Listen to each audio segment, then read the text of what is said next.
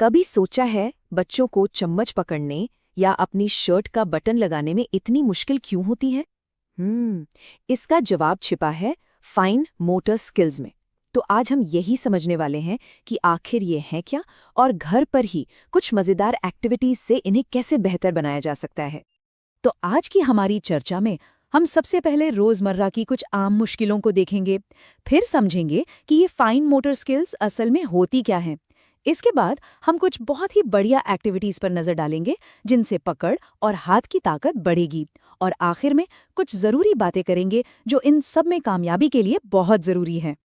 चलिए, तो सबसे पहले बात करते हैं उन रोजमर्रा की मुश्किलों की जो शायद आपको भी जानी पहचानी सी लगे। ये वो छोटी छोटी चीजें हैं जो अक्सर पेरेंट्स या केयर गिवर्स नोटिस करते हैं।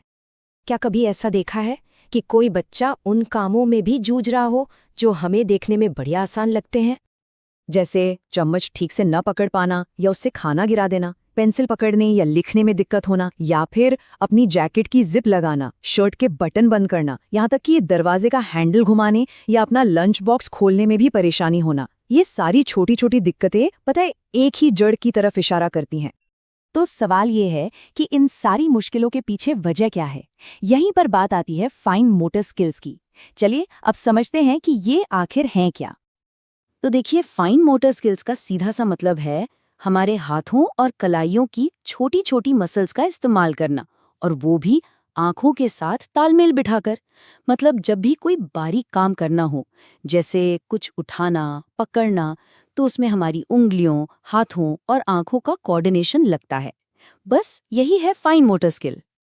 और एक बात जानना बहुत जरूरी है कि ये स्किल सिर्फ हाथों की मजबूती के लिए नहीं है। जब बच्चे की फाइन मोटर स्किल्स अच्छी होती है ना, तो इससे उनके दिमाग का विकास भी होता है और उनका कॉन्फिडेंस भी बढ़ता है। अब आते हैं सबसे मजेदार हिस्से पर, कुछ प्रैक्टिकल एक्टिविटीज। सबसे पहले हम वो एक्टिविटीज देखेंगे जो किसी चीज को ठीक से पकड़ने यानी कि पिंसर ग्रिप को बेहतर बनाती हैं। पहली एक्टिविटी है सॉर्टिंग, यानी चीजों को छांटना। बहुत आसान है। एक प्लेट में 3 तरह की दालें ले लीजिए, जैसे राजमा, छोले और कोई और दाल। अब 3 खाली कटोरियां रखकर बच्चे को बोलिए कि वो एक एक दाना उठाकर सही कटोरी में डाले। इससे उनकी पकड़ बहुत सटीक होती है। दूसरी एक्टिविटी है ड्रॉपर फन। एक दवाई वाला ड्रॉपर लीजिए, रंगीन पानी बनाकर बच्चे को ड्रॉपर से पानी उठाने और उसे उसी रंग के गोले में डालने को कहिए। ध्यान रहे, पानी गिरना नहीं चाहिए। ये कंट्रोल और हैंड आई कोऑर्डिनेशन के लिए जबरदस्त है। बिंदी चिपकाना, ये भी एक कमाल की एक्टिविटी है। बच्चे को पैकेट से बिंदी निकालकर कागज पर बने गोलों के अंदर या किसी सीधी या टेढ़ी मेढ़ी लाइन पर चिपकाने को कहिए। इससे उनकी चुटकी वाली पकड़ और प्रिसिजन दोनों बेहतर होते हैं। और एक क्लासिक एक्टिविटी, मोतियों को धागे में पिरोना। बच्चे को थोड़े बड़े साइज के मोती और एक डोरी दीजिए और उन्हें मोतियों को डोरी में डालने के लिए गाइड कीजिए। इससे कंसंट्रेशन और हाथ आंख का तालमेल दोनों बहुत अच्छे होते हैं। अच्छा, पकड़ अच्छी होने के साथ साथ हाथों में ताकत होना भी तो जरूरी है ना? तो चलिए अब कुछ ऐसी एक्टिविटीज देखते हैं जो बच्चों के हाथों और उंगलियों को मजबूत बनाएंगी। कपड़े सुखाने वाली चिमटी, ये एक बहुत काम की चीज है। बच्चे को चिमटी को दबाकर खोलने और उसे किसी गत्ते के टुकड़े या रस्सी पर लगाने के लिए कहिए। ये उंगलियों की मसल्स के लिए एक छोटी सी पर बहुत पावरफुल एक्सरसाइज है।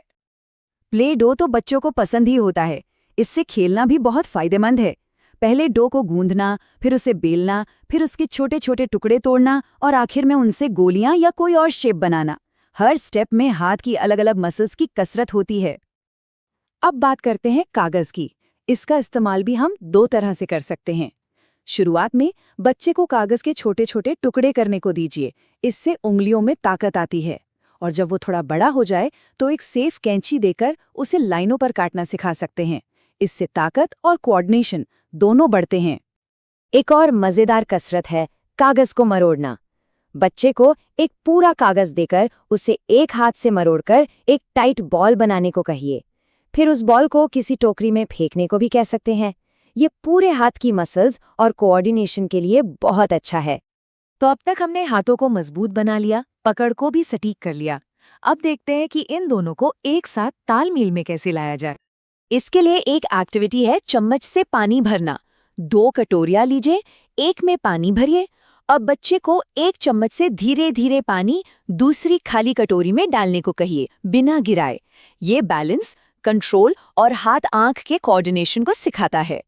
क्रेयॉन से स्क्रिबलिंग करना, ये तो सबने किया होगा। शुरू में बच्चे को बस मोटे क्रेयॉन्स दीजिए और उसे कागज पर जैसे मर्जी चलाने दीजिए। बाद में एक बड़ी सी शेप बनाकर उसके अंदर रंग भरने को कहिए। इससे सही पकड़ बनती है और मोटर कंट्रोल भी बेहतर होता है। और आखिर में कॉइन बॉक्स या गुल्लक। बच्चे को सिक्के देकर एक एक करके गुल्लक के छोटे से छेद में डालने को कहिए। ये पिंसर ग्रिप को एकदम परफेक्ट करने और हाथ आंख की सटीकता को सुधारने के लिए एक शानदार तरीका है। तो ये थीं कुछ मज़ेदार एक्टिविटीज़, लेकिन इन्हें करवाते समय कुछ बहुत ज़रूरी बातों का ध्यान रखना होता है ताकि ये सेफ भी रहें और असरदार भी। 2 सबसे ज़रूरी नियम हैं, इन्हें हमेशा याद रखिएगा। पहला, हमेशा अपनी निगरानी में करवाएं। इन एक्टिविटीज़ में अक्सर छोटी चीज़ें इस्तेमाल होती हैं, इसलिए सेफ्टी के लिए किसी बड़े का पास होना बहुत ज़रूरी है। और दूसरा, बच्चे के एफर्ट की तारीफ करें। जब भी वो थोड़ा सा भी अच्छा करे तो उसकी तारीफ ज़रूर करें। इससे उसे मज़ा भी आएगा और मोटिवेशन भी मिलेगा। और आखिर में बस इतना याद रखिए कि ये छोटी छोटी हरकतें सिर्फ मसल्स नहीं बना रही, ये एक बच्चे का आत्मविश्वास और उसकी आत्मनिर्भरता बना रही हैं, जो जिंदगी भर